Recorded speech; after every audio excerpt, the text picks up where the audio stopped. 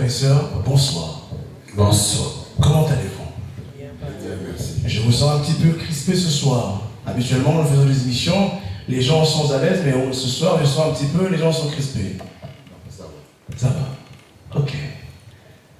Magali, bonsoir. Bonsoir. Comment tu vas? Très bien. Est-ce que, Magali, tu pourrais te présenter? Qui es-tu réellement, Magali?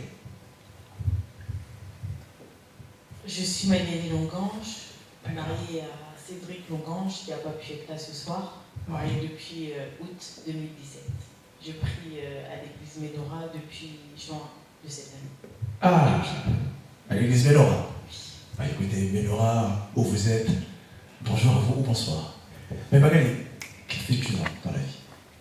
Je suis aide-soignante dans un foyer d'accueil médicalisé avec des personnes avec troubles mentaux. C'est-à-dire, explique-moi un petit peu, encore un peu plus. Ils ont une pathologie mentaux avec des troubles du comportement. Ok. Bon, ceux qui nous suivent ont compris. Hein? Pasteur Alain, moi qui t'appelle toujours le pasteur Alain, je te connais sur ce nom-là, je sais qu'il y a autre chose peut-être cachée sous ce beau prénom. Pasteur Alain, bonsoir. Bonsoir. Comment papa? Oui, Dieu fait grâce. On est bien. Toujours en bonne santé. Est-ce que tu pourrais te présenter un petit peu?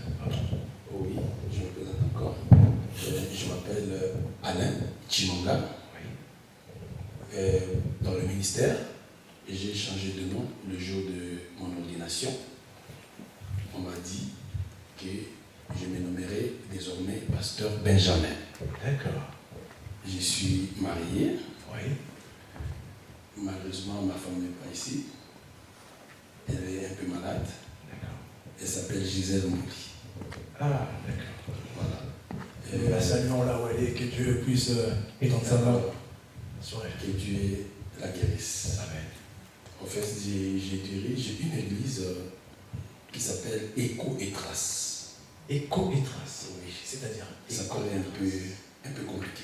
Ah. C'est dans Psaume 29. D'accord. Écho, c'est la parole D'accord. qui laisse des traces. D'accord. C'est évidemment que lorsqu'on parle d'un écho, si nous prenons le dictionnaire en question, l'écho c'est quelque chose qui va loin. Loin. Et lorsque l'écho passe, on sent que schématiquement, il y a une trace. Il y a des traces qui restent. Amen. Donc Dieu l'utilise beaucoup dans la délivrance Amen. et dans la parole prophétique. Super. Que Dieu soit. Merci beaucoup. Merci beaucoup. Maman Amélia, notre future maman pasteur. Amen. Amen. Amen. Est-ce que pourrais-tu te présenter? Qui es-tu réellement? C'est vrai que moi je te connais, ça fait très très longtemps, mais ce soir, les gens qui nous regardent, il faudrait que ces gens-là puissent savoir et connaître et dire qui est réellement cette maman Amélia. Bonsoir. Bonsoir. Je m'appelle Amélia Miassi. Je suis maman. Je suis maman. Je suis en même temps, je ne vais pas dire chef d'entreprise, mais j'ai ma petite entreprise d'événementiel. Oui. Et également, je suis conseillère en banque, en finance. Voilà. D'accord. Les enfants, combien? Parce qu'on voit une très jolie dame, on pourrait se poser la question. Est-ce que maman Amélia a combien d'enfants? J'ai 4 enfants. Ah, gloire à Dieu. 4 enfants. Oui, j'ai 4 enfants. Ah, écoutez, que Dieu soit loué. Vous savez, des fois, lorsque nous avons nos sœurs, quand elles sont belles, il faut dire qu'elle est belle. D'accord? Il faut reconnaître. Amen. Voilà. Merci beaucoup, Amélia. Ah, je vais garder encore une personne à la fin que je vais présenter. Mon grand ami. Amen en Jésus-Christ. Un grand livre. Je n'ai pas encore eu le temps de pouvoir lire ce livre, mais on en a parlé un petit peu lorsque le bouquin était encore en chemin de l'écriture. Exactement. Mais aujourd'hui, l'enfant est né. Exactement. bonsoir à tous déjà. Bonsoir.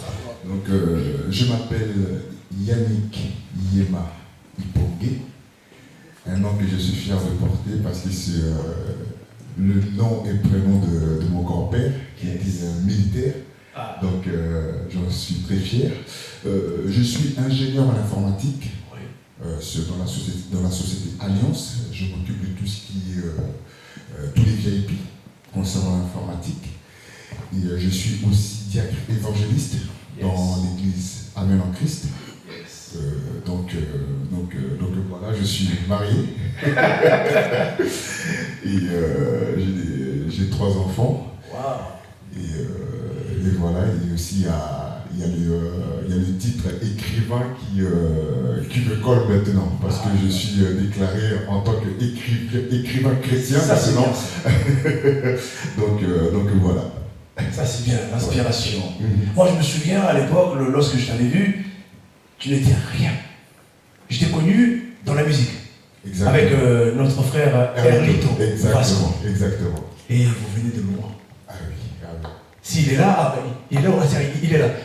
Papa Erlito, bonsoir à toi. Bonsoir. Voilà, il est là, il a accompagné notre frère. On est toujours ensemble. Oui, merci beaucoup, écoute, j'espère que ce soir tu vas participer et tu ne diras rien que la vérité. Exactement. Voilà. Yes. Pasteur Odon, le messager, l'homme qui passe partout, dans le réseau, Congo, Kinshasa, partout dans le monde, on le connaît. Lorsqu'il passe dans la rue, et même ça dégaine, on connaît, on sait que de loin, c'est le pasteur Odon, le messager. Elwanga. Papa Odon, bonsoir. Bonsoir, docteur. Bonsoir à tout le monde. Bonsoir. Comment vas-tu? Je veux bien, par la grâce de Dieu. Toujours le sourire. Mais quel est ce secret? Tu as toujours le sourire comme ça, bon vivre? C'est positive attitude, toujours. D'accord. Toujours. C'est quoi ça? Ben oui, c'est juste que son bien-être, il ne faut pas l'attendre de l'autre. D'accord. Il faut se créer, s'y donner cette envie de vie, étant donné qu'on est seul, et quand on part aussi seul. Et quand on se donne ces disciplines-là, je pense que la vie sera belle pour soi-même d'abord. C'est profond ça. D'où vous tirez la source de... Je tire par rapport à beaucoup de réalités, parce que je vois aujourd'hui beaucoup de gens sont esclaves des autres en fait. Pourquoi? Parce qu'on ne vit plus sa vie pour soi. Mais par contre, on est focalisé sur les autres. Et si on savait au moins que l'homme t'approche ou t'apprécie en fonction de ce que lui trouve de bien chez toi.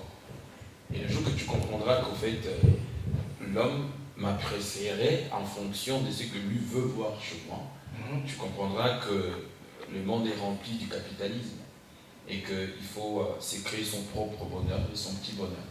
Et je pense qu'on ne va en vouloir à personne et on va s'adapter à toutes les situations. Et ça, je peux même les joindre à la Bible qui dit toutes choses concourent bien ce qu'il y a de Dieu. Parce que c'est lui qui comprend que les circonstances et tout ce qui peut nous arriver, ça vaut pour notre bien-être. Donc écoutez, on fait avec, on y va, puis on marche. C'est pour ça que je conclue par dire positive attitude toujours. Positive attitude. Tu me fais du bien, j'ai dit gloire à Dieu. Tu me fais le mal, ben écoute, je laisse quelques heures seulement pour que ça me fasse mal étant donné que je suis humain. Oui. Et puis après, je passe la route. Cela ne te regarde pas. Ah mais justement. Absolument. Bien sûr. Merci Papa Odon. Nous avons aussi nos sœurs qui sont derrière. Bon, je ne sais pas si vous voulez vous présenter, juste peut-être dire vos prénoms. Cela nous serait... Bonsoir à tous. Bonsoir maman. Je suis mademoiselle Laure Mirand. Je suis âgée de 24 ans et je suis étudiante actuellement et je suis ravie d'être ici. Merci beaucoup maman. C'est gentil. Ah, notre sœur aussi qui est derrière, qui va se présenter. Ah, mais si, allez-y, on doit quand même savoir à qui est-ce que nous avons l'honneur ce soir. Bonsoir. Bonsoir madame. Je suis Rachel, je prie à l'église Ménora. D'accord. Enchanté, maman Rachel. Il y a une autre dame derrière. Ah, tiens, elle était cachée derrière cette dame. Maman, bonjour. Bonsoir plutôt. Bonsoir, je suis la sœur Jali. Oui. Et maman de 6 enfants. D'accord. Et la femme de Il ne manquait plus que ceux-là. Ce qu'on va mettre dans la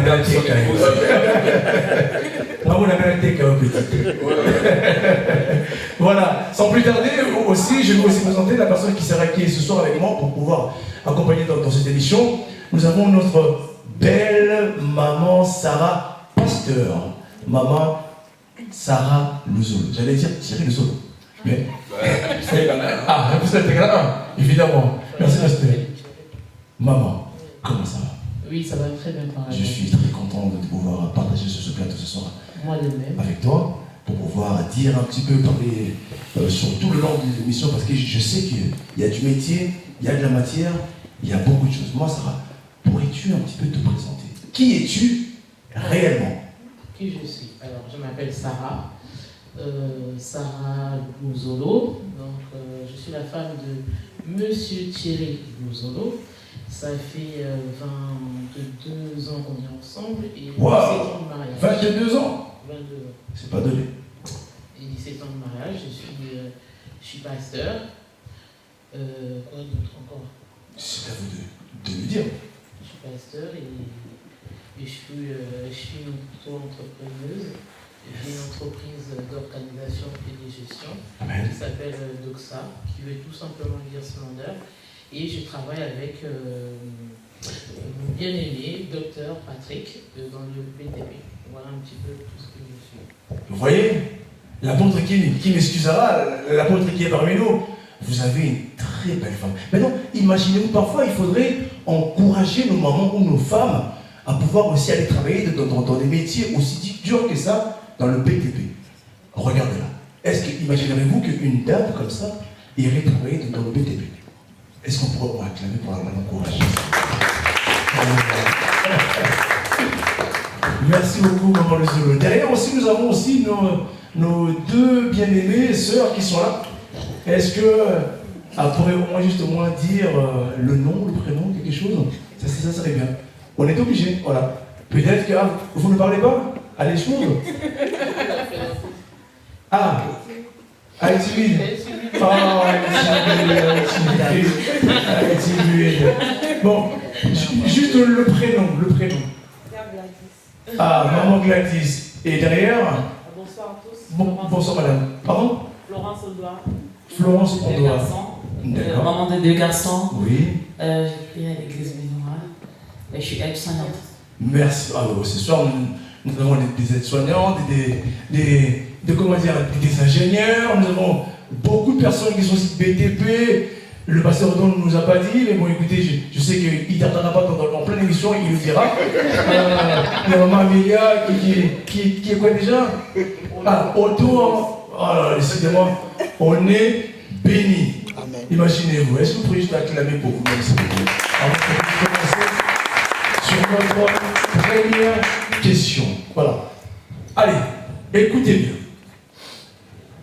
Quels sont les bons critères pour pouvoir vivre un bon mariage? Parce que ce soir, nous parlons de futur et couple. Pourquoi futur? Futur, j'ai juste voulu composer le mot célibataire pour les futurs. Parce que tôt ou tard, les célibataires seront amenés à pouvoir aller dans un couple. Quels sont les bons critères pour pouvoir vivre un bon couple?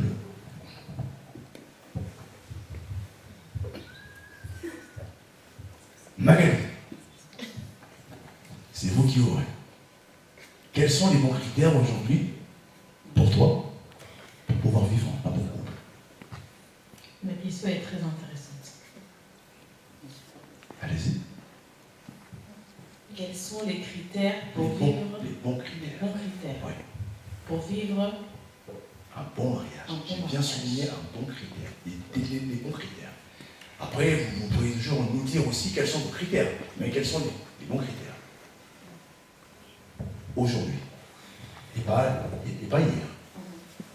Le respect. Oui.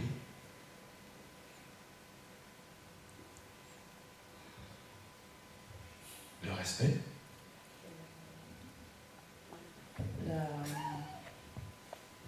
ne faut pas rigoler, attendez, s'il vous plaît. Alors, en train de réfléchir pour pouvoir donner les bons critères. Ah, c'est pas facile, non? Vous voyez? Vous pensez que la question, elle est belle à entendre, mais quand c'est à vous de répondre, c'est dur. C'est dur. Je peux l'aider, hein, c'est bon. Ah, d'accord. Vous voulez l'aider? Allez-y. Je pense que le critère, disons. Les bons critères. Les bons critères. Oui. Je pense déjà l'amour, parce que sans amour, il n'y a pas de couple. Oui. Ensuite, je dirais le respect, parce que le respect s'accompagne de l'amour, la tolérance, compréhension, l'écoute. Après, je laisserai aux autres complémenter, mais disons pour moi, les essentiels, c'est ça. L'amour, le respect. Maman Magali a complété les you. Il faudrait aussi.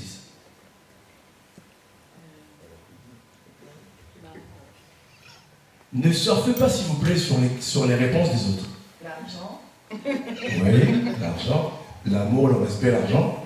Et oui, parce que l'argent, c'est important. Je peux rajouter un point. Oui, bien sûr, allez-y. Je pourrais rajouter le dialogue, la confiance, Oui. partager les mêmes intérêts. Oui. J'ai entendu partager les mêmes intérêts. Doter partager les mêmes intérêts, doter les mêmes intérêts en fait. Pas bien. Déverrouiller un peu la question. Quels sont les bons critères pour pouvoir vivre un bon couple?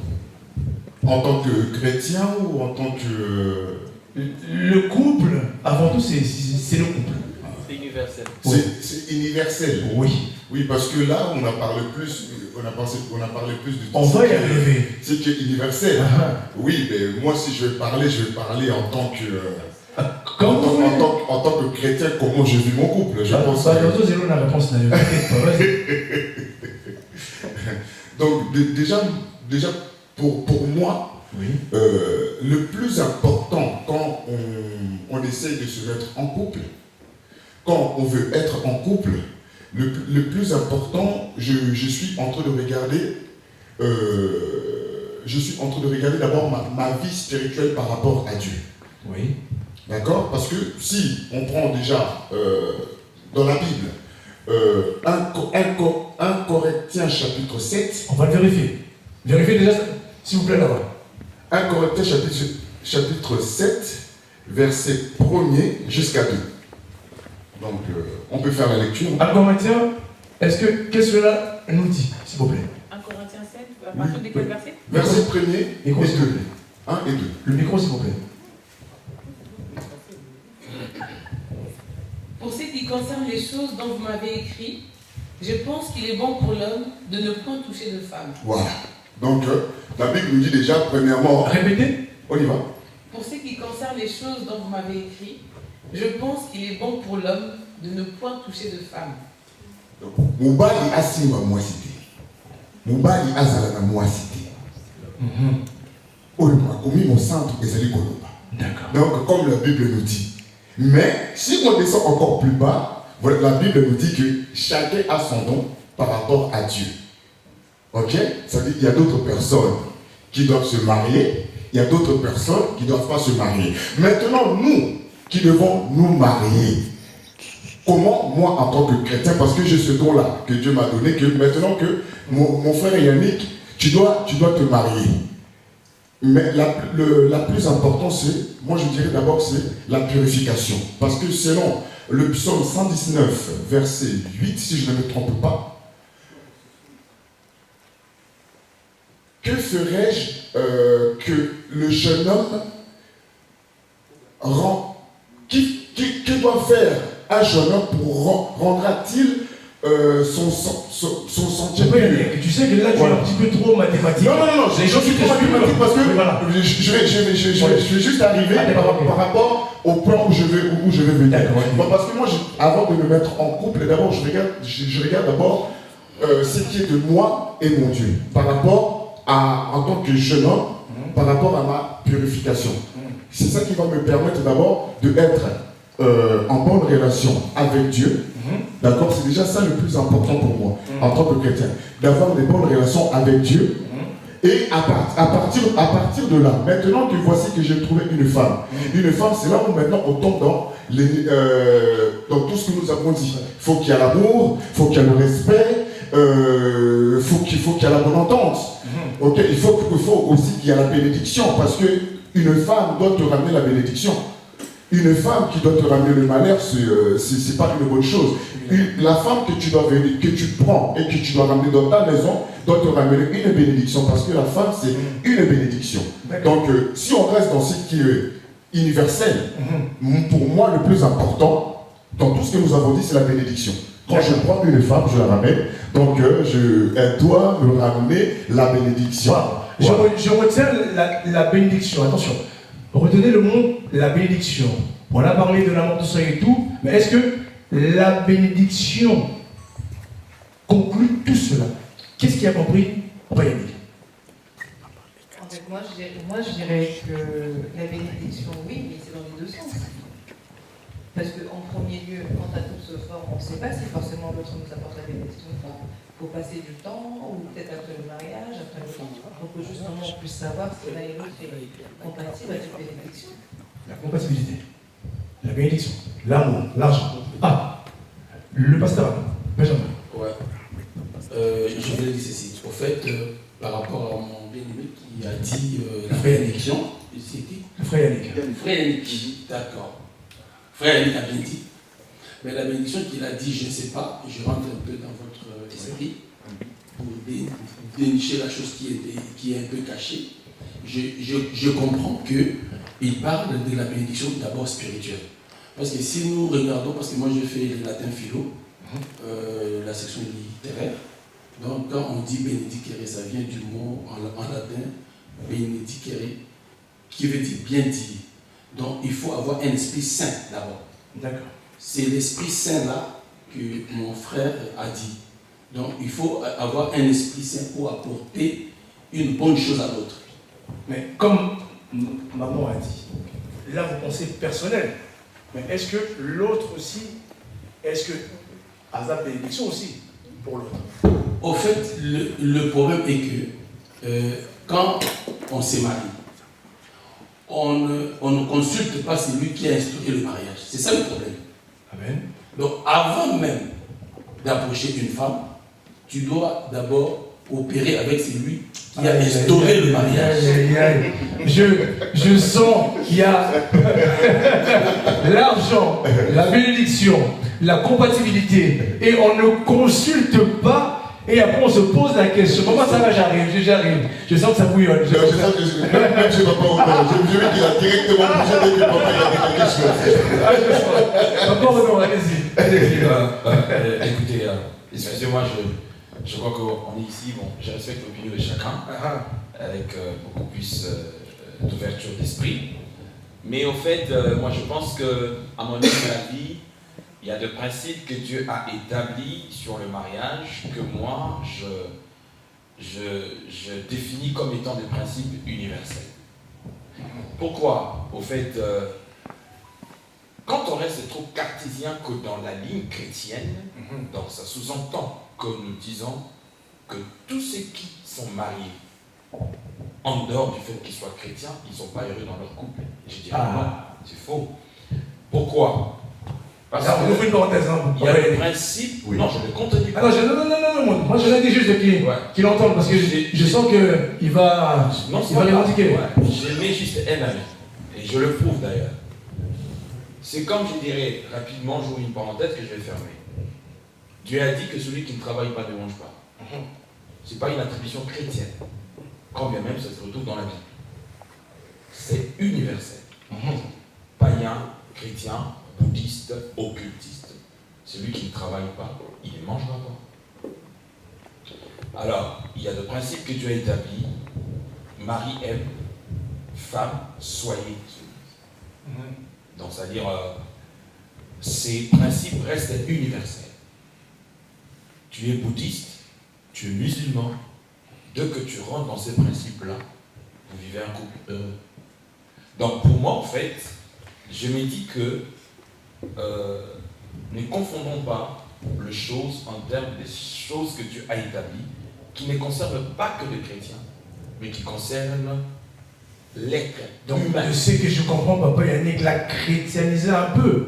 Oui, bon, je respecte son avis, c'est comme j'ai dit, au fait. Parce que même quand on parle, quand on parle de bénédiction... Il a parlé que pour les chrétiens, il a un peu exclu. Oui, je n'ai qu'accompagné ce qu'il a dit. Non, moi aussi j'accompagne et j'ouvre juste la Voilà, chose. il est resté dans le chrétien, mais moi en fait, je ne vais pas rester là. Je vais élargir. Pourquoi? Parce que on peut le démontrer. Élargir. Élargir. Allez, c'est pour cela que j'ai dit, sinon on dirait qu'il n'y a que de couples chrétiens qui sont heureux. Moi je dirais faux. Pourquoi? Parce que le bonheur n'est forcément pas chrétien. Le bonheur est universel. Tandis que ce qui nous distingue des autres, c'est la vie éternelle, point barre. C'est le choix de l'éternité que nous avons fait qui nous différencie avec ceux qui ne connaissent pas le Seigneur. Mais pour ce qui concerne notre passage sur la terre, il y a le principe que Dieu a établi qui concerne l'être humain. Je parle bien de l'être humain. Universel. Qu'il soit en Chine, qu'il soit aux États-Unis, qu'il soit partout. Pourquoi? Parce qu'en fait, nous sommes en train d'aller trop et de demeurer trop secteurs, de penser qu'il n'y a que nous qui pouvons penser à cela. Moi, je dirais faux. C'est pour ça que vous allez voir aujourd'hui, dans le milieu chrétien, disons-le, il y a beaucoup de mariages hypocrites qui se font. Il y a beaucoup de mariages qui échouent. Papa, justement, parce que... Vous la matière. Hein? Tout à l'heure, moi, je reçois de la matière. Hypocrite encore. Parce que... Papa, j'arrive. Calme-toi, j'arrive. Ouais, je vais finir la parole pour ne pas me poser la parole. C'est comme s'il faut joindre ce qu'a dit le pasteur Benjamin tout à l'heure. C'est Benjamin, hein? C'est vrai, ok. Tout à l'heure, il y a des églises où on a fait marier les gens sur base de prophéties. C'est des bêtises, je suis désolé en fait. Pourquoi? Parce qu'au fait, c'est comme si le chrétien n'a pas le libre arbitre de faire le choix d'une belle femme. C'est pour ça que vous allez voir même dans le milieu chrétien, je le suis d'ailleurs, et c'est-à-dire tout ce qui est beau, joli, et diabolique, satanique. Bref, c'est pour dire que je pense, j'insiste encore à mon homme, sans prétention de penser que je connais quoi que ce soit, que de principe, tout ce qui est lié au mariage, ces principes-là restent universels. C'est-à-dire que tu sois bouddhiste, que tu sois musulman, que tu sois occultiste, si tu les appliques, tu vivras un mariage heureux et sain, sans pour autant que tu fasses partie d'une certaine religion. Parce qu'il faut déjà commencer par préciser, Dieu n'est pas religieux, il est esprit. Amen. Waouh! Ah là là là là là, je sens que ce soir, les choses vont bouger et les choses vont traverser. Vous aussi qui nous regardez, est-ce que vous êtes d'accord avec le papa Odon, avec le pasteur Benjamin, et ainsi que notre frère Yannick? J'arrive. Maman Amélia a parlé de l'argent. Tout à l'heure, j'ai entendu la compatibilité. Tout à l'heure, j'ai entendu l'amour. Et là, je suis allé avoir un petit peu la vie de pasteur Sarah. De tout ce que tu as entendu. Quels sont les bons critères pour pouvoir vivre un bon mariage? Quels sont les bons critères pour vivre un bon mariage? Alors, quels sont les bons critères pour pouvoir vivre un bon mariage? Alors, moi déjà, je me pose la question, je pense qu'il faut se poser cette question au départ. Est-ce qu'on a fait déjà le bon choix pour pouvoir vivre un bon mariage? Alors, le choix, comme Papa Odon a dit, c'est vrai qu'on est dans un système un peu universel. Mais moi, en tant qu'enfant de Dieu, moi, je me réfère plus à la Bible. La Bible dit que c'est Dieu qui est à l'origine du mariage. C'est-à-dire le bon choix commence déjà du fait que est-ce que ce choix-là a été orienté par Dieu? C'est-à-dire que Dieu nous donne le choix. Dieu nous présente des personnes et Dieu sait ce qui est bon pour nous. Et c'est à nous, on est libre de pouvoir choisir. Dieu sait ce qui est bien pour nous. Donc moi, en tant qu'enfant de Dieu, Dieu peut me dire X ou Y. C'est à toi de choisir. Comme il dit, je te montre le chemin. Choisis la gauche ou la droite. Mais moi, je t'oriente sur la droite. Donc c'est-à-dire que le choix, déjà, le premier choix, c'est de pouvoir faire le choix des dieux. Et après, maintenant, notre choix aussi dépend aussi de la maturité qu'on a. On n'a pas la même maturité quand on a 20 ans et quand on a 40 ou 50 ans.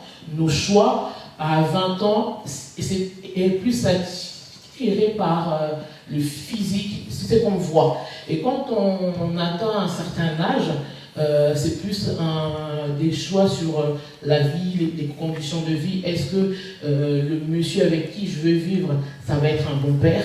Est-ce qu'il va m'aimer moi, même si mon corps se transforme? Est-ce que c'était quelqu'un qui va prier? Toutes ces choses-là font partie aussi des éléments de choix. Maintenant, comment vivre, la question était comment faire un choix? Quels sont les bons critères? Les bons critères pour vivre un... Alors je pense que déjà que ça soit un enfant de Dieu. Mais attendez, lorsque vous avez connu l'apôtre Thierry, il était enfant de Dieu. J'étais enfant de Dieu. Pardon, pas moi. Ah, justement, parce que là, justement, je reprends un petit peu, c'est que le pasteur autant disait l'universalité. Toi, tout à l'heure, on parlait, mais je sens que de ce côté-là, on reste un petit peu chrétien. Ce côté-là, on reste un petit peu très ouvert et très attention, quand je parle de l'universalité, je ne parle pas je n'approuve pas le paganisme. Ah non, du tout. Justement, c'est-à-dire... C'est l'ouverture de l'esprit. Je veux simplement... Moi, c'est ce que j'avais compris. Voilà, non. Quand on parle d'universel, c'est-à-dire, ça reste divin. C'est-à-dire parce que c'est Dieu qui a créé la nature. Ah oui. C'est pas pour rien même l'apôtre Paul, quand on lui parlait, en expliquant de grandes révélations, il faisait toujours recours à la nature. Cela veut dire quoi? C'est qu'il y a une différence. Dieu peut te donner une femme de son choix, mais attention, elle ne te donne pas une femme parfaite ou un homme parfait. Wow. Non. C'est pour cela qu'on fait recours à l'universalité, c'est-à-dire de base, en tant que chrétien, on les a.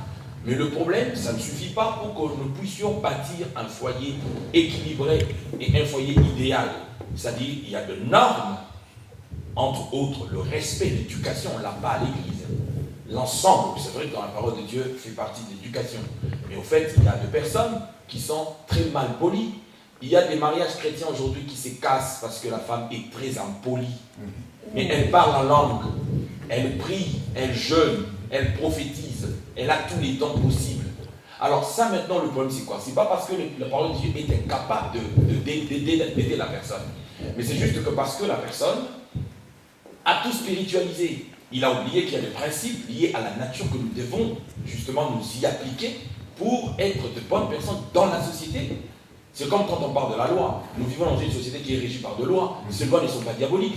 Les lois de notre pays, la Constitution par exemple, ce sont des normes sociétales. Là, vous allez ouvrir encore une parenthèse. J'aimerais juste rebondir un peu sur ce qu'il a dit. Parce que lorsqu'on parlera des lois, les lois sont universelles, mais ne sont pas publiques. Vous voyez? Il y a des constitutions. Là, nous allons rentrer. Oui, non, mais il dit bien, parce que moi je trouve qu'il était plus côté. Restons sur le sujet, s'il vous plaît. Quels sont les bons critères pour pouvoir vivre un bon mariage? Le bon critère, par rapport à tout ce que nous avons dit, tout ce qui rassemble tout ce que nous avons dit, ce qui est le plus important, c'est l'amour. Parce que par rapport à ce que Papa Odon a dit, parce que pour qu'on puisse avoir le respect, pour qu'on puisse avoir la bénédiction, pour qu'on puisse avoir toutes les choses que les mamans disent. Excuse-moi un petit peu, mais moi j'ai l'impression que tu te caches un petit peu derrière l'amour. Attends, il faut le détailler. Tout à l'heure, on l'a parlé. Pour vous, par exemple, lorsque vous avez rencontré votre femme, votre épouse, je pense qu'elle vous regarde aussi. Soyez francs.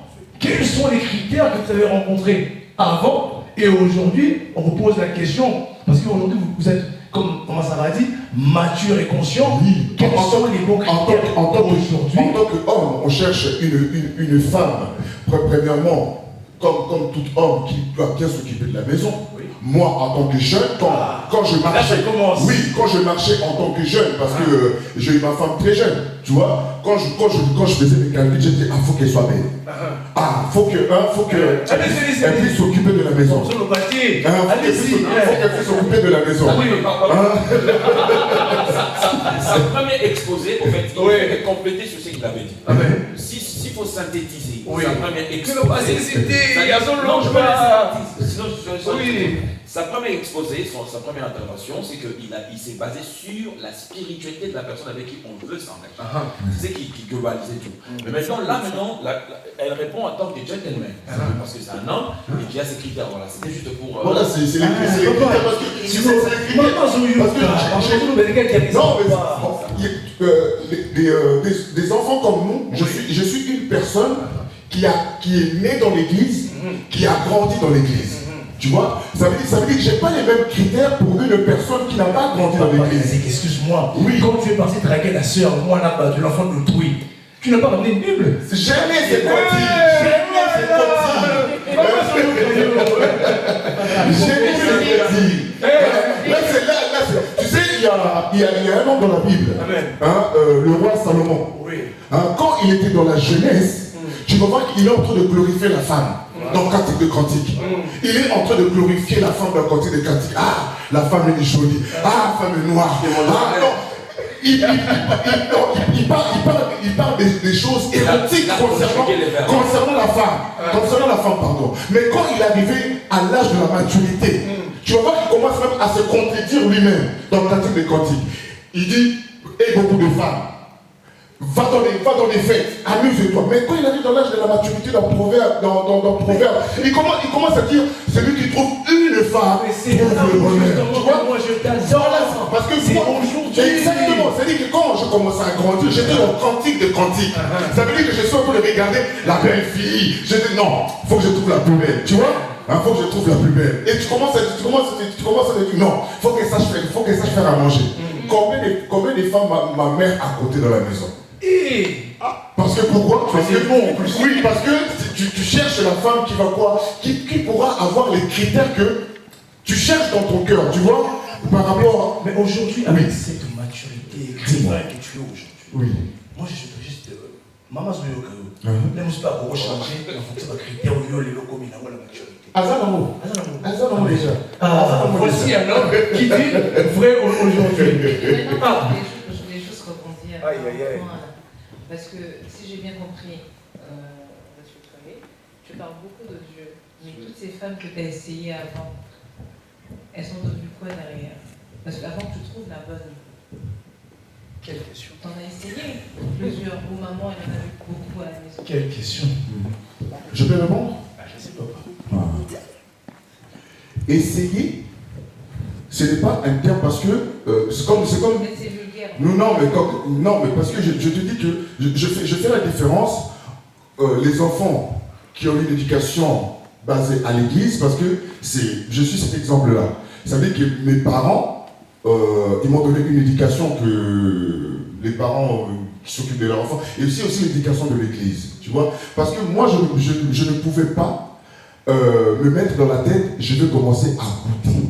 Parce que c'est ça que nous sommes en train de voir maintenant. C'est les jeunes hommes ici se disent, mais moi aujourd'hui, je vais me mettre à goûter. Maintenant, on commence même à aller plus loin. Est-ce que j'ai le fiamma au Kanama ou au Kanamate? Tu vois, non? On commence même à aller plus loin. Est-ce que la jeune fille va tomber enceinte ou pas? Je sens la maturité. Oui.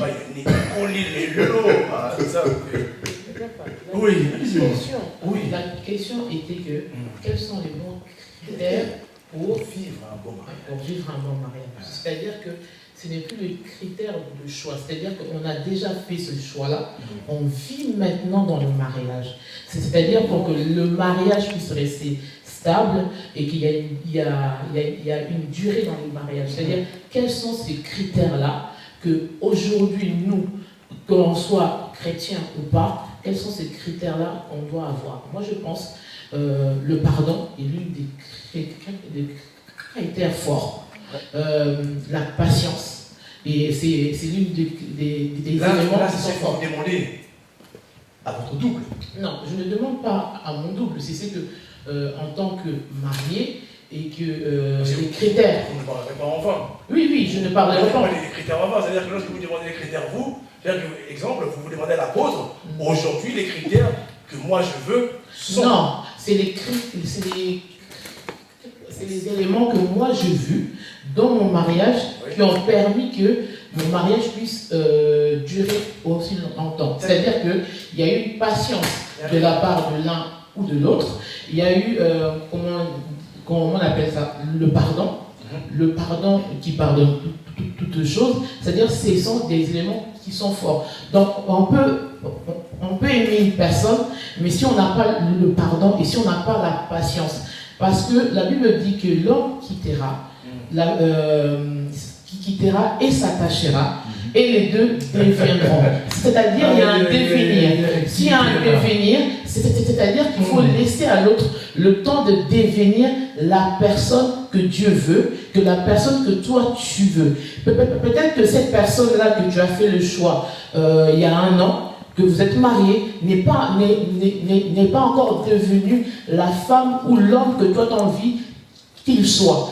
Laisse-lui le temps de pouvoir devenir. C'est-à-dire que dans notre couple, on n'a plus cette patience-là de pouvoir attendre. On est tellement pressé, on s'est dit que c'est l'homme idéal, donc il doit être comme ça, comme ça, comme ça, comme ça. Et alors qu'il y a un processus de devenir. Et chacun doit devenir la personne, et notre couple aussi doit devenir aussi. Et donc, je pense que la patience et le pardon sont parmi les éléments clés pour que le couple puisse durer. Pour finir la question, pas par là, est-ce que tu veux répondre un petit peu? Oui, en fait, je voulais dire ceci. Avant même de parler des critères, moi j'aimerais bien parler du préalable, donc des choses avant que nous arrivions aux critères. C'est ça ce qui est très important aussi.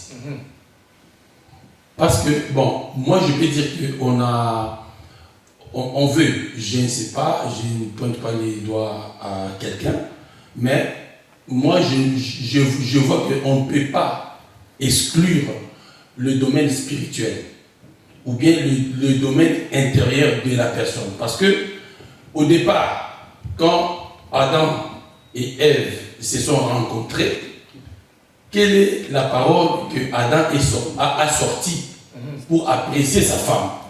Il a dit quoi?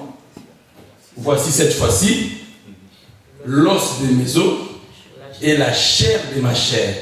Alors, posez-vous la question de savoir où restent les os, où reste la chair. Les os sont où et la chair est où? Donc, je ne sais pas si vous allez me répondre. La place des os dans le corps, c'est où? C'est caché. Merci beaucoup. Donc Adam avait relevé d'abord les choses cachées de la personne. Avant d'aller aux choses extérieures. C'était d'abord les choses cachées, les choses intérieures de la personne. D'abord, il faut arriver d'abord là. Quand on arrivera là, c'est alors qu'on va aller au choix, soit aux critères. En fait, il faut aussi avoir une bonne observation. En regardant, je peux dire quoi, nos parents qui ont vécu avant nous. Vous voulez parler des familles? Voilà, donc en fait, je parle de papa et de maman. Oui. Là où nous sommes nés, il faut regarder d'abord tes parents, ils ont vécu comment à partir de l'éducation familiale. D'abord, c'est ça qui va nous pousser maintenant à avoir une bonne observation et avoir un bon choix et avoir aussi des bons critères. D'accord. Parce que quand on est né dans une famille où il y a un désordre, tu grandiras aussi avec ces désordres-là. Est-ce que faites-vous aussi un choix, par exemple, aussi, tu regardes aussi la famille d'à côté, pour pouvoir faire un bon choix de la femme? Faire un choix de la famille. Souvent, on fait un choix parce que la famille, elle est meilleure. Pardon, le pasteur, oui. Je ne contredis pas, je complexe juste sur ce que vous avez dit. Oui. Parce que vous avez parlé de deux choses. Vous avez parlé de... Parce que quand vous touchez à l'éducation, l'éducation elle est plus spirituelle. On est plus dans l'aspect spirituel. Parce que vous avez parlé... En fait, l'éducation, c'est pour développer le caractère intérieur. Oui, je comprends. Oui, de la personne. Oui, justement. C'est pour cela, en fait, au-delà du fait que si j'ai dit, par exemple, le fait d'universalité, par exemple, c'est que j'ai dit, c'était simplement pour dire que ces principes restent universels, mais un chrétien il sait que moi, je ne peux pas épouser une païenne. C'est-à-dire, je dois tenir compte, c'est là que je rejoins, de l'aspect spirituel de la personne que je pousse. Mais après, quand il parle des critères, les critères, c'est que ça sous-entend qu'on a déjà sélectionné, on a déjà fait le choix, et qu'il faut maintenant se mettre ensemble pour la marche. Oui, on vient en arrière. Ouais, voilà. Donc, si on se met maintenant ensemble pour la marche, il y a maintenant des choses. C'est comme par exemple, notre bien-aimé avait fait mention elle avait fait mention de la confiance. Moi, aujourd'hui, je dirais, avec la maturité, que la confiance, c'est très bien, mais elle est évolutive dans une relation. Parce que quand on se croise avec une personne inconnue, qu'on n'a jamais connue, ni d'Adam, ni d'Ève, c'est-à-dire la confiance qu'on a de la personne, elle n'est pas spirituelle. Si on avance, et d'ailleurs, c'est ça, toi et moi, on est pasteurs, il faut connaître cette jeunesse. Parce qu'il y a trop de mensonges dans le milieu chrétien qu'on a incubé les gens, que nous devons avoir le courage de le dire. C'est comme l'aspect, par exemple, tu verras une personne, on lui dit comment tu as aimé ta femme. Oh, bien aimé, il n'y a pas de question de bien aimé. C'est la fille que tu as vue. Là, c'est parce que la vie, elle était coquette, elle était jolie, elle était belle. Maintenant, tu verras, il y a beaucoup de chrétiens aujourd'hui. Faire semblant, moi, genre, Nitka, c'est comme si, bon, écoutez, mon frère, j'avais le nom, c'est-à-dire. Comme je t'ai empêché de parler de la beauté. Voilà, tu as vu physiquement la personne. Et cette personne t'a plu, pas spirituellement, physiquement. Il y a d'autres, au préalable, qui commencent par la prière. Tant mieux, il n'y a pas de problème. Mais le problème, c'est qu'après avoir prié, c'est la chair et les yeux qui verront pour que tu puisses apprécier. Et cette confiance qu'elle a dit, elle est aveugle. Pourquoi? Parce que c'est un inconnu, quelqu'un que je ne connais pas. Mais la confiance qui fait à soi une relation, elle n'est pas aveugle. Cette confiance, c'est mérite. Donc ça sous-entend que dans les critères qu'on est en train de développer tous, c'est-à-dire qu'on doit buter face à certains obstacles, aux circonstances, qui doivent me mettre dans une position de faire confiance à ma femme, de faire confiance à mon homme. C'est ce qui fait que même aujourd'hui dans votre couple, si on vient te raconter quelque chose sur ta femme, tu diras non.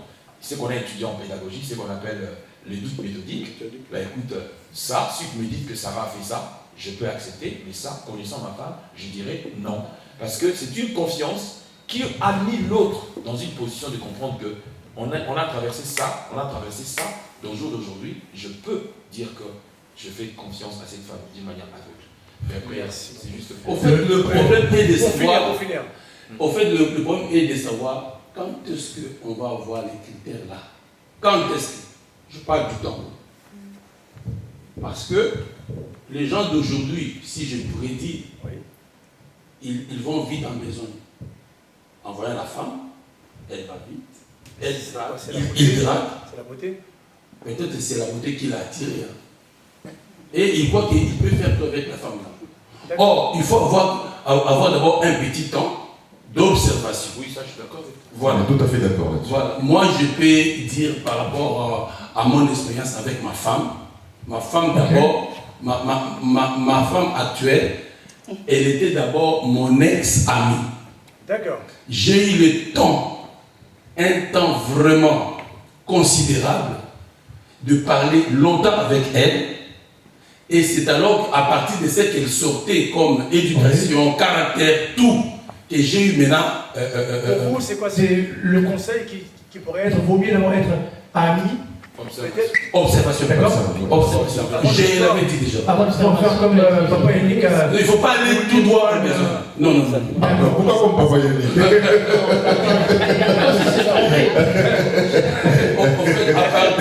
À partir de l'observation que tu vas prendre, tu vas avoir des délibérations. Tu vas maintenant délibérer. Comment dire? Oui, parce que je voulais rebondir par rapport à ce que le pasteur avait dit, le docteur Benjamin. En fait, tu parlais de critères. Aujourd'hui, les critères pour être en couple sont différents. Chaque personne entre en couple pas spécialement avec les mêmes critères. Tu disais qu'au niveau des critères, il fallait passer beaucoup de temps pour s'observer et pouvoir se mettre en couple. Mais moi, je dirais qu'aujourd'hui, les critères sont multiples. Tu as des gens qui se mettent en couple, pas forcément par amour. Il y en a par des besoins financiers, il y en a par manque de logement, il y en a par souci de procréation. En fait, il y a plusieurs critères. C'est pour ça qu'il faut, pour moi, je pense que c'est plutôt l'amour qui définit les choses. Alors que dans le monde actuel, dans le contexte actuel, il ne faut pas se baser sur le critère, sincèrement. Bienvenue chez vous. Ah. Non, il y a des choses où je te rejoins, mais là, parce que le pasteur il dit qu'il faut prendre le temps de se connaître et tout, mais pasteur a soit on se l'a bien. Tu vois ce que je veux dire? Donc les critères. On est comme une michto. Non, c'est pas des michetonnage, parce qu'on est dans un. Moi je suis banquière, donc je suis capitaliste, où on est dans l'ère où chacun regarde ses intérêts, vouloir ou pas. On va se regarder, on va s'observer. Je sais pas, le pasteur il échange bien, il discute bien, mais c'est pas spécialement de l'amour que j'envers le pasteur. C'est l'attachement. Après, je commence à regarder mes intérêts. C'est pas, disons, je parle en général de ce qui se passe actuellement. Parce qu'en tant que femme, on discute aussi entre nous, donc c'est des choses qui sont réelles. On va finir par là. J'aurais bien posé une question à la dame. Ah, oui. Ouais. Je vais poser une question. Si tu poses la question, tu poses encore le. Non, je sais pas. Je vais répondre rapidement. Juste une question, comme ça répondre. Elle puisse me répondre. Maintenant, ces personnes-là qui se sont mis en couple, par rapport aux choses que vous venez de dire, que par rapport à l'argent, par rapport aux intérêts, où sont maintenant ces mariages-là? Ils sont toujours dans les intérêts. Ils sont toujours là, parce que s'il n'y a plus d'argent, on fait comment? Il n'y a plus de mariage. En fait, je vais pas parler, moi je ne suis pas concernée, mais je parle en général. Je vais donner un exemple d'une famille, disons, je vais parler plutôt de l'Afrique, parce que même si ça nous rejoint aussi ici en Europe, on a des familles, c'est des familles pauvres, où les mamans ou les papas limitent tous leurs enfants à aller vers des personnes aisées. Donc aux Annetti, Moïse a famille, Yom Tovin Samson n'a pas assis. Tu vois? Donc c'est des choses qui sont réelles. Peut-être vous les hommes, vous voyez une phase des femmes que vous ne connaissez pas réellement. D'où aujourd'hui on est assis en train de parler, de pouvoir échanger. C'était une question. Papa, maman, tu sais, j'ai connu une de mes voisines. Hein. C'était la plus belle. Donc elle était, comme à Kinshasa, toutes les personnes aiment les femmes claires. Elle était claire. Et un homme de France a dit, je vais la prendre pour époux. Mais la dame, tellement qu'elle était belle, elle était claire, elle s'est dit quoi? C'est l'occasion pour que je puisse venir en Europe. Donc le mari est venu à Kinshasa pour prendre la fille, pour le ramener ici en Europe. Ils n'ont même pas fait une semaine, elle est partie. Elle est venue pourquoi? Pour les intérêts. Mais c'était l'intérêt de venir à Paris. On finira pas, s'il vous plaît. Donc c'est l'intérêt, c'est plus l'amour. On finira pas, s'il vous plaît. C'est l'intérêt, c'est plus l'amour. Bon, allez. S'il vous plaît, je vais vous l'interroger dans ma salle, mais jusqu'à là. Allez-y, on finit par là. Il y a un point, en fait, j'aimerais quand même. Rapidement, s'il vous plaît. Ouais, je pense que je militerai pour ça. Pourquoi, quand on parle d'intérêt en matière d'amour, on voit que autre chose?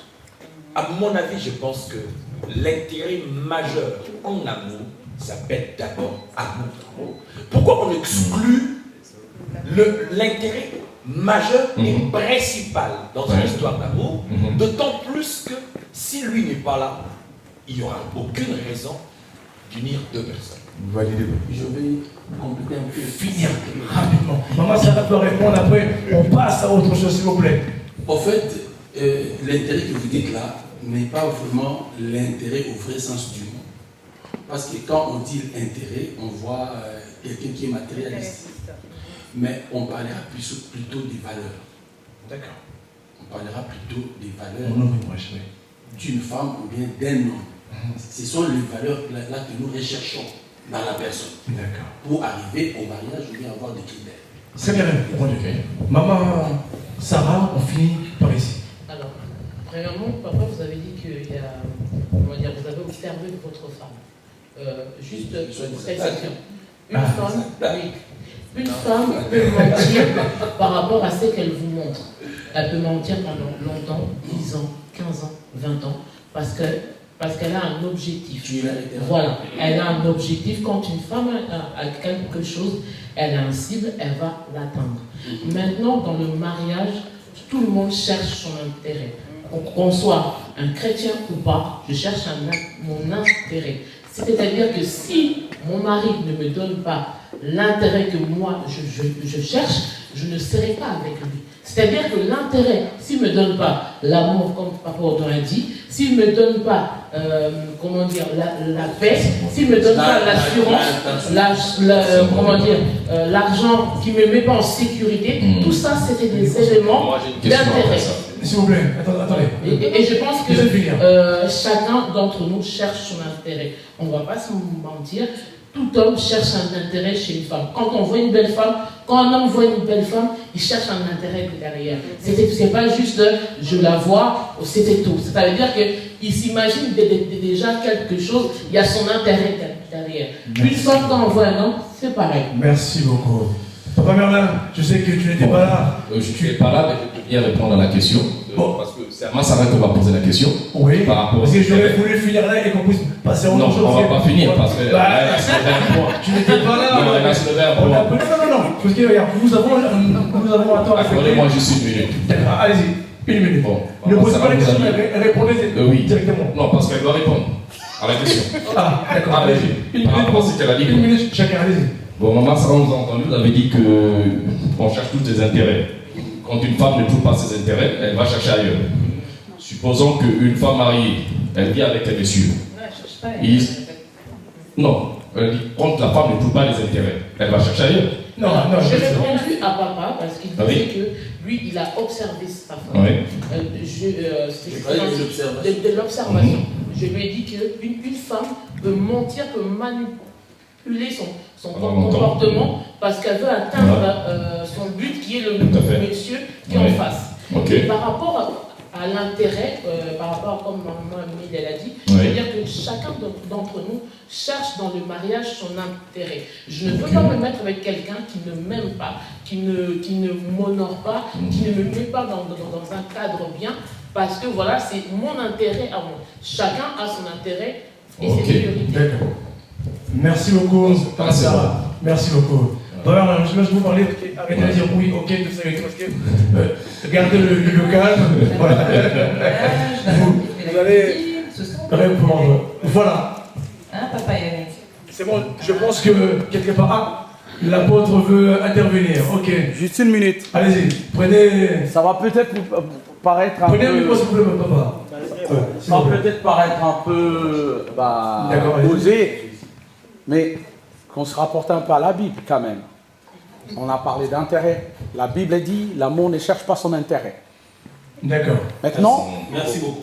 Maintenant, moi, j'aimerais savoir quel est l'intérêt que. Parce que malheureusement, on a dit on n'a pas invité de personnes qui ne connaissent pas Dieu.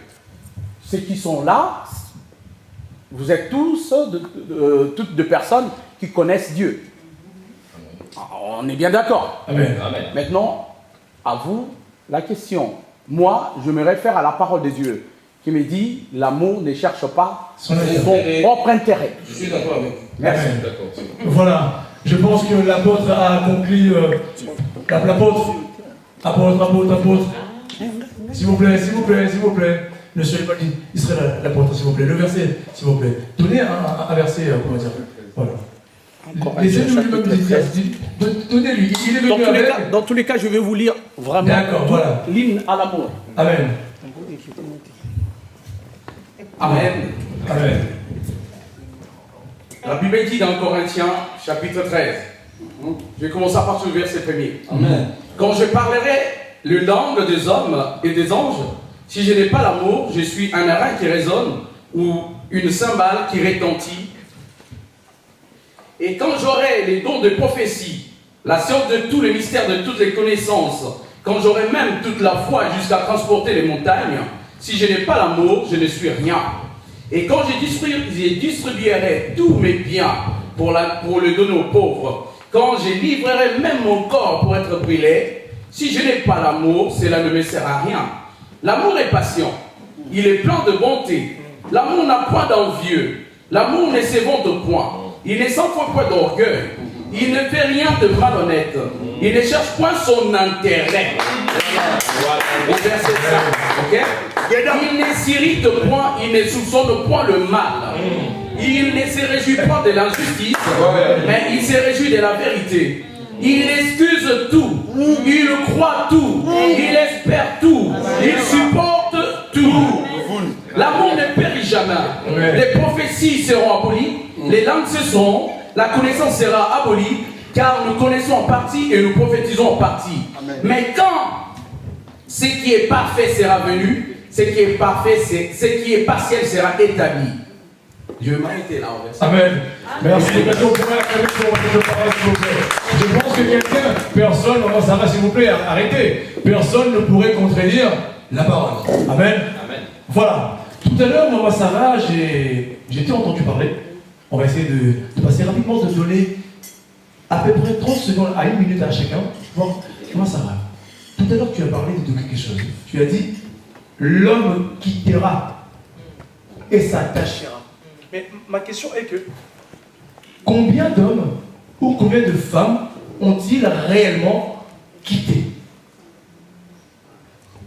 Alors, combien d'hommes et combien de femmes réellement ont-ils quitté dans le couple? dans le couple? Moi, je pense que la notion de quitter, ce n'est pas simplement physiquement, c'est mentalement, spirituellement et physiquement. Ça ne veut pas dire qu'on abandonne sa famille, mais c'est-à-dire qu'on crée sa propre famille avec une nouvelle manière de fonctionner, une nouvelle vision. C'est-à-dire que même la Bible dit, deux personnes ne peuvent-ils pas marcher ensemble sans pour autant se consulter. C'est-à-dire que ces deux personnes-là qui vont créer un foyer vont se consulter. Donc c'est-à-dire que chacun vient avec la vision, une idée du mariage, c'est-à-dire on associe ça et on crée notre mariage. Tu ne peux pas venir avec la mentalité de ta famille, tu ne peux pas venir avec les dogmes de ta famille, tu ne peux pas venir avec une manière de fonctionner de ta famille, c'est-à-dire que vous mettez tout en commun et vous créez votre propre mariage. Moi je pense qu'il y a l'équité mentale, physique et spirituelle. Il faut vraiment quitter. Il faut vraiment quitter. Magali. Combien d'hommes ou de femmes ont-ils réellement quitté? Est-ce que tu as quitté? Je dirais que non. C'est difficile en fait. Ah, allez. Au moins, elle est vraie. Allez-y, maman, exprime-moi. On a toujours cette éducation en fait de nos parents qui est toujours dans nos têtes. Et en fait, moi en tout cas dans mon mariage, je n'arrive pas en fait à vraiment me détacher en fait de cette, pas dire de cette pression, mais cette éducation, de cette culture, enfin pas la culture, de cette éducation. Et du coup, moi personnellement, je l'ai pas. Vous l'avez pas quitté? Je l'ai pas quitté. Je n'y arrive pas. Vous n'y arrivez pas? Non. D'accord. Je vais vous revenir. Personne, j'arrive. Même question. Même question. Oui. Ok, et je vais répondre à ceci. Quitter, c'est un problème de choix. D'accord. Parce que tu peux quitter tes parents physiquement, mais mentalement, tu es toujours avec tes parents. Parce que tu reçois les ordres de ton père, bien de ta mère pour l'exercer dans ton propre mariage. Intéressant. Oui. Bon, comme je suis pasteur, ma constitution, c'est la Bible. Amen. Je vais toujours me référer dans la Bible qui dit que, au fait, quand les enfants d'Israël ont quitté l'Égypte, ils ont quitté physiquement. Mais la mentalité égyptienne était restée dans leur tête. C'est pour cela qu'ils ne sont pas même entrés en Canaan, parce que la mentalité égyptienne restait toujours dans leur tête. Ils étaient toujours incrédules et Dieu les avait exclus. Ceux qui sont entrés en Canaan, ce sont une nouvelle génération, des gens qui sont nés dans le désert. Donc je pourrais dire que le problème de quitter, c'est le choix d'une personne. D'accord. Donc ce n'est pas que tout le monde doit quitter parce qu'il a quitté physiquement. Mais quand on quitte, on doit quitter spirituellement, physiquement, comme notre maman Bouzolo a dit. Donc, mais il y a très peu de gens qui ont quitté, qui ont exercé, qui ont utilisé le verbe de quitter au vrai sens du mot. Donc, beaucoup de personnes, ils ont quitté physiquement, mais ils sont attachés à leurs parents. à leur famille. Ok. Donc, si je peux dire, J'arrive, papa. si je pourrais dire, il y a peu de gens qui ont quitté. Il y a peu de gens qui ont quitté. Papa Bernard, Voilà. je te sens que tu es prêt à répondre. Je ne suis pas prêt à répondre, mais je réponds juste à mon appel à ce que le pasteur venait à peine de dire. D'accord. C'est vrai qu'il y a peu de gens qui sont totalement quittés. Et je dirais que c'est là le plus grand risque dans la plupart des foyers, où les gens ne sont pas complètement quittés. Ouais. Vous voyez, ce sont des foyers qui ne durent pas longtemps, qui finissent par s'épuiser. Ok. Ouais, petit à petit. Alors donc, pour moi, je dis que normalement, il faut savoir quitter, comme a dit Maman Sarah. Et quand on quitte, il faut vraiment quitter spirituellement et physiquement. Vous avez quitté, vous? Moi, j'ai quitté. Complètement. Complètement. C'est parce que si je ne quittais pas, je pense que je ne peux même pas être avec ma femme. Ah, ça c'est bien ça. Ça c'est bien ça. Amen, amen, amen. Ah, Pasteur Odo. La Zoya. Maman, mais. Non, moi je vais compléter ce que le pasteur a dit. Parce que on donne ce qu'on reçoit. Et quand on est en groupe, on ne peut pas s'inventer comme ça. Parce qu'on vient d'une racine. Et cette racine-là nous accompagne. Après, en soi, quand on dit quitter, c'est un gros mot. Parce que c'est l'homme qui quittera. En tant que femme, on a ce côté maternel et on a ce petit cordon là avec nos mamans où c'est elles qui nous ont mis au monde déjà d'une, de deux, c'est elles qui nous ont montré, qui ont fait en sorte qu'on devienne ces femmes qu'on est aujourd'hui. Donc je pense que quitter, peut-être pour l'homme, parce que c'est le socle, c'est le rocher de la famille, où l'homme doit savoir se détacher. Parce que l'homme doit se détacher parce qu'il est mené à, comment dire, à faire son chemin, je ne trouve pas le mot exact, mais à créer une famille. Donc en créant la famille, il y a le nom de famille, il y a le rôle du chef, du roi. Donc si le papa a derrière ses sœurs ou sa mère qui dicte notre façon de voir, on va aller nulle part. Alors que nous, justement, femmes, on doit s'attacher de nos mamans. Parce que, non, quand j'ai attaché, non, peut-être le mot il n'est pas lié. On doit être accompagné de nos mamans. Parce que non seulement ce sont nos dieux sur terre, que ce soit papa ou maman, parce que c'est biblique. Je ne maîtrise pas la Bible. Non, je ne maîtrise pas la Bible, mais on dit. Il faut laisser faire. Allez-y. Avancez. Merci, Pasteur. Donc, je disais. Je sais même. Ce sont les dieux sur terre. Oui, parce qu'on dit que. Comment c'est fil C'est pas grave. Il y a Dieu et il y a nos parents. Donc on a ce droit de respect. Et moi, souvent, quand on dit quitter, là, que oui, le Salaka, non, maman, Binogo, moi, il a beaucoup de téléphone. On habite à 15 minutes de chez moi. Téléphone, hein? Non, je ne suis pas liée. Ah, les sœurs, hein? Je ne suis pas liée, mais. Son ami, le téléphone, là, pour. À faire. Papa Fandi, vous voyez? Pas quitter. Non, je suis l'aînée d'une famille. Non, mais on a ce droit-là parce que si je suis ce que je suis aujourd'hui, mon père, oui, il a participé. Mais mon éducation, toute ma personne, c'est ma mère. Et chez nous, on est très matriarcal. Et si je sais cuisiner. Vous êtes de quelle famille, s'il vous plaît? Je suis moulou comme soyez. Colo. Si je sais.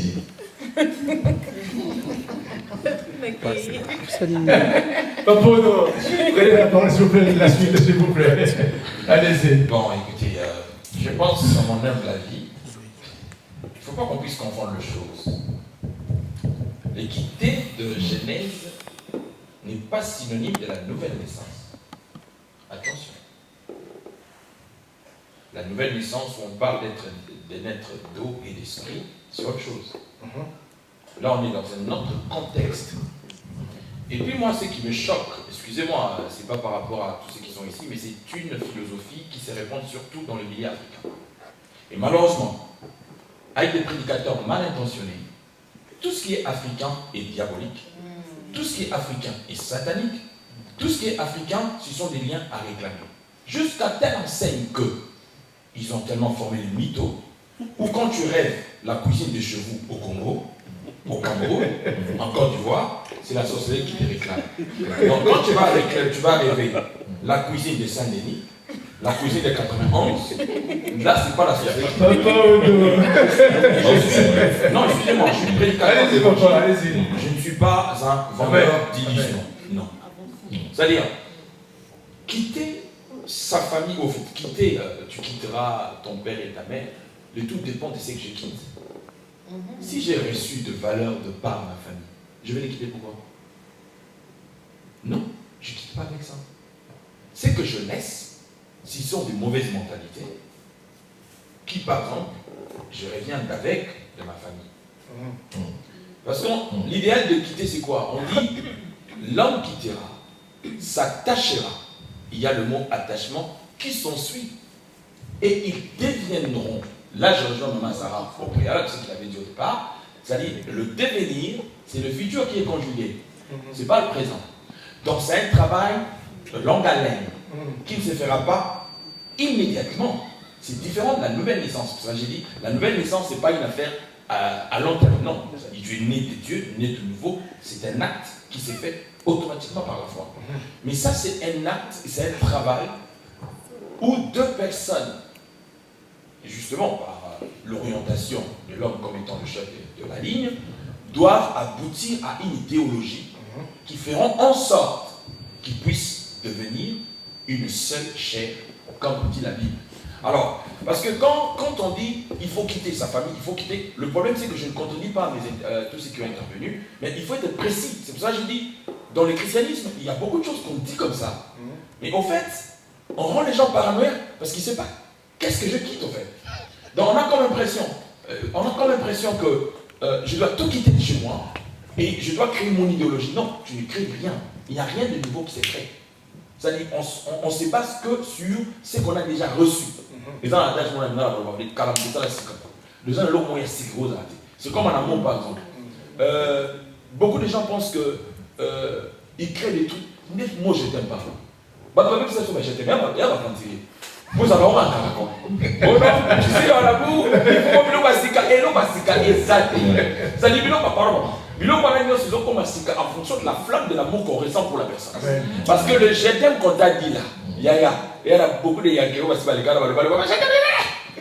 mais le problème c'est que pour que ça devienne spécial dans le cœur de la personne que j'aime, c'est que vous allez toujours dire aux gens, quand la femme ne t'aime plus, c'est mort. C'est-à-dire, j'étais moi dans le et comment le pédicure vous pouvez intervenir. Maman, vous me donnez une minute.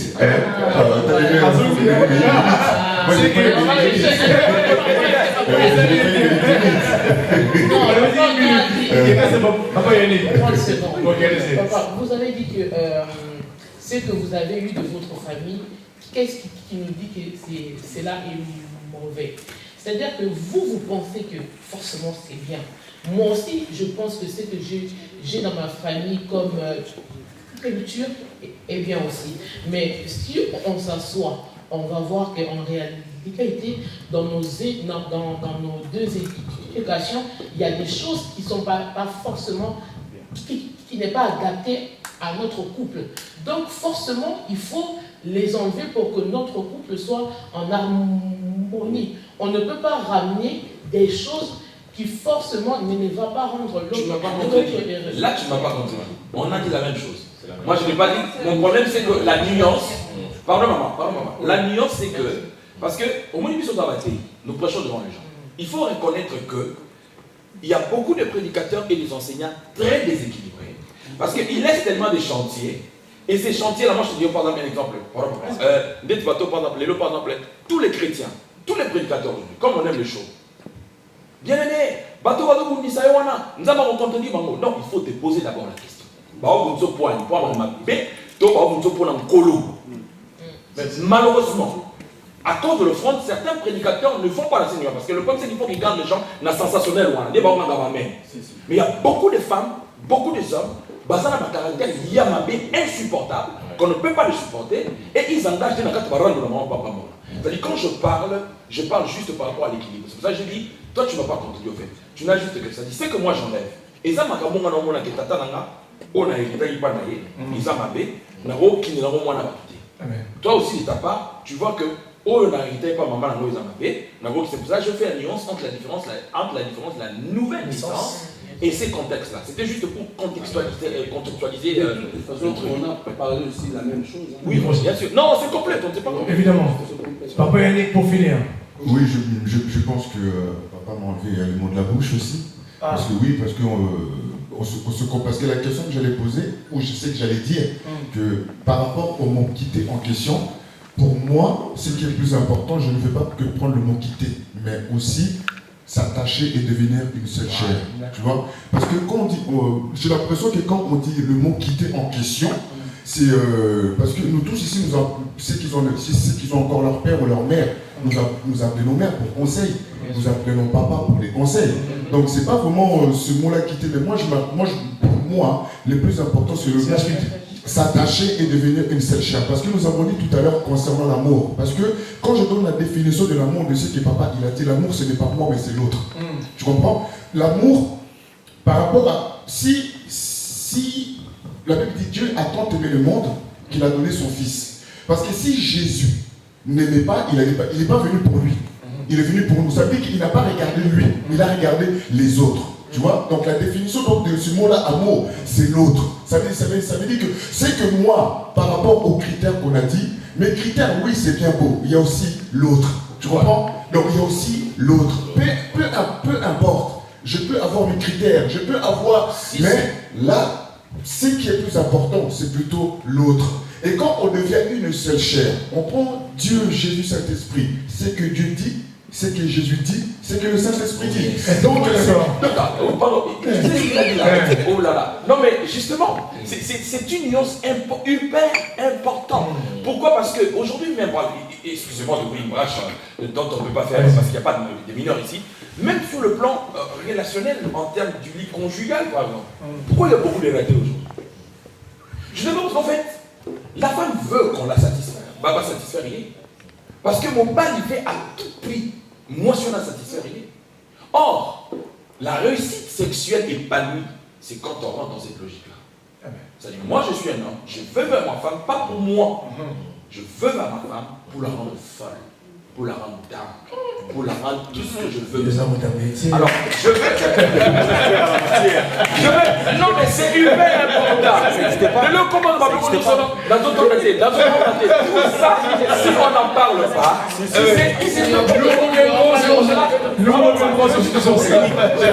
c'est pour ça la Bible dit, tu aimeras ton prochain, mais c'est conditionnel.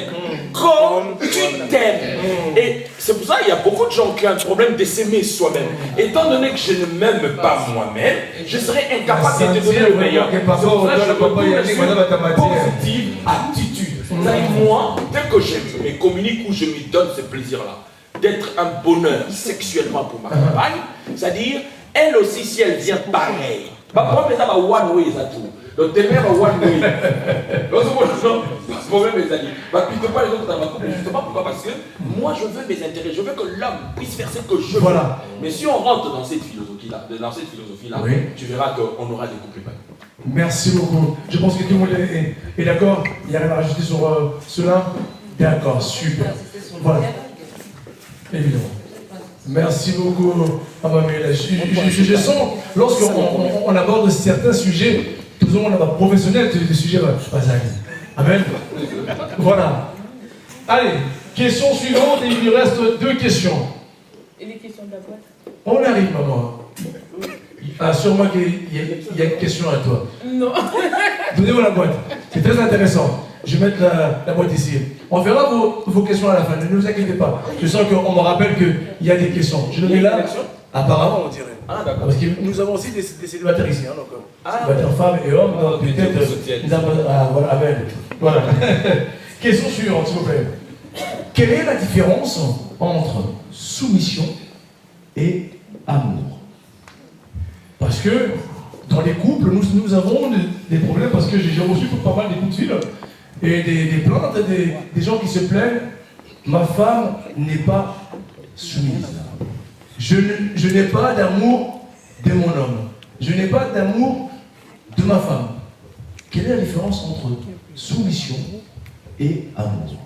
Parce que des fois, les gens confondent soumission et amour. Maman mia. Moi, je dirais que, en fait, la soumission, c'est quelque chose de, disons, moi, je dis que l'amour vient Maman, avec la vous avez l'air de soumission. parler derrière là-bas. Le micro est là, s'il vous plaît. Si vous Parce l'intervenez. qu'une femme, en fait, quand une femme est aimée, et à son, je sais pas, en fait, la soumission, pour moi, c'est quelque chose qui est très naturel. En fait, tu donnes ce qu'on te donne, tu rends ce qu'on te donne, en fait. Un homme qui aime sa femme, qui lui donne l'attention, l'amour, la soumission, elle est naturelle. Quand une femme devient rebelle, il faut se poser la question, pourquoi ma femme est devenue rebelle? Non, la question n'est pas là. Non, mais... Elle arrive, elle va à sa manière, oui. J'argumente. Ouais. D'accord. Parce que souvent les hommes parlent de elle n'est pas soumise. Ma Voilà. femme, elle n'est pas soumise. Ouais. Mais est-ce que vous êtes posé des Ah, mais donne pas à l'amour. savoir pourquoi cette femme est devenue comme ça? Ah. Parce que lorsque vous êtes rencontrés, il y avait cet amour, il y avait cette soumission. Mais cette soumission, elle a commencé comment? Souvent les gens se plaignent, mais ils ne cherchent pas à savoir d'où commence la maladie, la plaie, elle vient d'où. Donc pour vous, vous avez répondu selon l'argumentation. J'arrive. Ok. Papa Merlin. La différence de soumission et amour. La différence de soumission et amour. Alors, je vais commencer par répondre à la sœur. Vous saviez, lorsqu'on aime réellement, quels que soient les problèmes que vous pouvez avoir, je sais que dans l'amour, il y a des hauts et des bas. Sans les hauts et les bas, l'amour aussi n'existerait pas. Alors, c'est ce qui fait l'amour. Donc, ce qui veut dire que si vous aimez votre mari ou votre fiancé, déjà vous allez commencer déjà par vous soumettre à lui. Vous n'allez pas prendre des décisions venant de vous-même seulement. Libre, aujourd'hui, j'ai quelqu'un devant moi qui se présente comme mon fiancé ou mon mari. Alors, j'ai telle chose à faire, je viens le voir et je le propose et on partage ça ensemble. Une femme qui est soumise viendra toujours vers son mari. Et une femme non soumise fera les choses d'elle-même. Malgré tout que le monsieur soit là. Vous voyez? Et pourtant le pauvre, il est toujours en train de vous donner de l'amour. Qui s'occupe de vous peut-être. Je ne suis pas d'accord, parce que justement, ça revient à dire qu'au début, cette femme-là ou le fiancé, elle était soumise, tout se passait bien. Parce que les gens ne cherchent pas à savoir le pourquoi. Et même en répondant, tu n'as fait que dévier la réponse en fait. Non, je ne l'ai pas dévié parce que là, au fait, je n'ai même pas terminé. Je ne l'ai pas dévié. Rapidement. Réellement, si on suit bien le chemin là où vous êtes, là où vous allez, pour moi, ça ne veut pas tout dire. Ça ne veut pas tout dire. C'est pas parce que, comment on appelle, le début était comme ça. C'est comme j'ai dit, il y a des hauts et des bas dans l'amour. Vous savez que lorsque vous avez des hauts et des bas, vous avez parlé tout à l'heure de dialogue. Dialoguer. Il n'y a pas de cause sans conséquence. Non, mais dialoguer. Cherchez un consensus par rapport à votre problème. Et ensuite, l'amour va se récréer. Mais justement, c'est justement ça. Ça revient à ce que je dis. Le dialogue, ça résume à savoir, à demander à l'autre, chérie, pourquoi tu deviens comme ça? Pourquoi il y a ce genre de comportement? Eh bien justement, mais ne restez pas dans votre carapace, c'est ça le problème. Ne restez pas dans votre carapace, c'est ça le problème. Ça, c'est intellectuel, papa. Ça, c'est chacun dans sa justement, Papa ce qui veut dire que... Papa Merlin est en train d'ouvrir notre page. Papa Merlin, calmez-vous parce qu'il y a des femmes ici, parce que là où vous voulez vous lancer, faites attention s'il vous plaît. Je vous sens très bien. Si, mais je parle aussi de leur côté, parce qu'il y a des femmes, parfois, elles sont... On a demandé la différence, jusqu'à là, personne n'a encore défini la différence. Enfin, vous allez sur des arguments, en fait, tout à l'heure. Et vous n'avez pas défini quelle est la différence entre l'amour et la soumission. Si on peut répondre à la question, ça serait bien. Merci beaucoup pour nous. Je ne sais pas si je vais tomber dans le même. Les présentateurs ici ne nous parlent pas de nos plaintes à nous. Voilà. Mais ils nous disent des différenciés. Donc, s'il vous plaît, arrêtez un peu la défensive, hommes et femmes. Ici, on pose la question qui est simple et claire. La différence entre l'amour et soumission. Nous, on non, on n'a pas dit ça. C'est que c'est Maramezali. En fait, moi, ce que j'ai remarqué, c'est quand on parle de soumission, les hommes, nous, on voit esclaves. Mais non. Quand on parle de la soumission, moi je me mets côté des femmes. Quand on parle de la soumission, beaucoup d'hommes voient esclave. Or que le mot soumission, c'est pas esclave. La définition d'un homme, quand on est en train de le dire, surtout à l'église, comme pendant la bénédiction, femme, faut que tu sois soumise à ton mari. Il est tout content parce que dans sa tête, dans notre tête, on voit directement esclave. C'est-à-dire qu'au bout d'une petite chose, maman a parlé là-bas. C'est la vérité. Au bout d'une petite chose directement, tu n'es pas soumise. Or que on a bien défini tout à l'heure l'amour. Et l'amour avec la soumission, ça va de pair. Parce que s'il n'y a pas l'amour, il n'y a pas cette soumission-là qui vient. Parce que l'homme, quand tu vas aimer, l'homme, quand tu vas donner, la soumission viendra automatiquement. Cela ne fait pas dire que la femme devient ton esclave. Non, c'est pas cette définition-là qu'elle devrait avoir. Calmez-vous, j'arrive. Aïe, je sens tu restes ou pas? Ben écoutez, moi je pense que... Magali, prépare-toi. Je sens que ça monte. Je pense que nous, Africains, on a un sérieux problème de français. Amen. Excusez-moi, je suis pas de la prétention. Justement, merci, tu as très bien répondu. Il y a un problème de français, pourquoi? Parce que, et celui qui pense que quand on parle de la soumission, c'est l'esclavage, ou c'est l'esclavagisme, et celle qui pense que dans quelques minutes, elle deviendra esclave, justement, elles ont un problème de français. Parce que les synonymes de soumission, c'est l'obéissance. Ah, les synonymes de la très soumission, allez-y. quoi? Et d'ailleurs, quand justement, en plus, quand madame, vous parlez de la donnez un micro ici parce qu'il y a par contre, c'est intéressant ici. Quand les femmes parlent, parce qu'ils ont renversé la donne, et tout ça à cause de prédicateurs qui aiment bien le populisme. La Bible n'a pas dit le verse. On commence par dire femmes soyez soumises. On n'a pas commencé par l'amour. On dit femmes soyez soumises. On n'a pas commencé avec l'homme. On a commencé avec la femme. Et c'est alors qu'on dit mari aimé. Je peux me tromper dans la Bible, hein. Si on peut nous lire ça, ça serait bien. Oui, bien sûr, allez-y. Ouvrez le verset. Merci. Justement, on doit le lire quand même. On a commencé avec la femme ou avec l'homme? Justement, c'est pour dire qu'au fait, on ne fait pas de vous esclaves. On veut simplement vous dire une chose.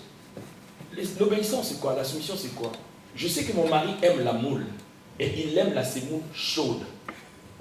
Ça veut dire, je m'organise. Je fais sa semoule chaude. Et plus c'est la chose la plus simple qu'on a demandé aux femmes.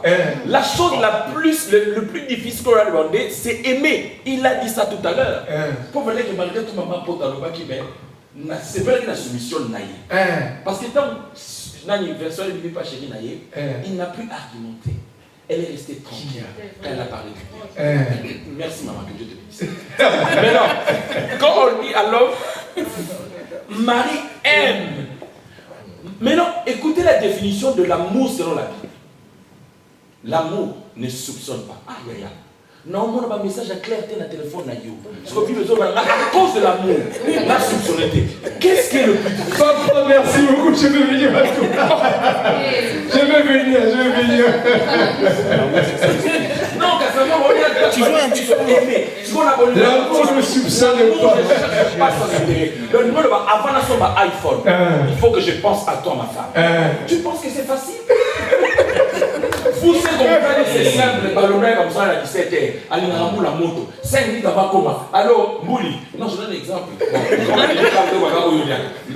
Alors, chérie, s'il te plaît, je suis là. On ne va rien demander de compliqué. En fait, c'est pour ça que je parlais du français. C'est que ça dit tellement, tu vois, si nous, on est esclavage, c'est qui fait que dès qu'on parle de la soumission, ils sont aux agueux. Elles sont aux agueux. C'est-à-dire, elles sont directement à la défensive. S'il vous plaît, j'aimerais rassurer à toutes les femmes que nous sommes. Papa, t'as la caméra. Attendez, s'il vous plaît. Il s'adresse aux femmes, s'il vous plaît. Laissez-lui passer son message. La définition de l'obéissance. Ils ont passé le message aux femmes, papa. Non, mais c'est ce qu'on a de te dire. Quand on aime, on ne maltraite pas la personne comme papa, passez le message, s'il vous plaît. Mais c'est naturel. Passez le message. J'aimerais dire à toutes les femmes, toutes les femmes africaines, Blédard, tout comme Mef d'ici, tout ce que vous voulez là, appelez-vous tout ce que vous voulez. Parce qu'apparemment, même vous qui êtes nés ici, vous avez un problème de français. La soumission là dont la Bible parle là, ça n'a rien à voir avec l'esclavagisme. Allez dans tous les dictionnaires, ce n'est même pas les synonymes du mot esclavagisme. Donc arrêtez quand on vous parle de la soumission, vous êtes surexcité, vous êtes dans vos armes, donc vous avez des armes. Non, la soumission, c'est juste l'obéissance. Papa, j'aimerais juste donner un verset aussi par rapport à ce que vous Il y a l'apôtre qui veut aussi intervenir là-bas. Oui, Hébreux chapitre 5, verset 8. Hébreux chapitre 5, verset 8, ça nous dit que même Jésus-Christ, il a appris à obéir. Ça veut dire que la soumission, l'obéissance, ça s'apprend.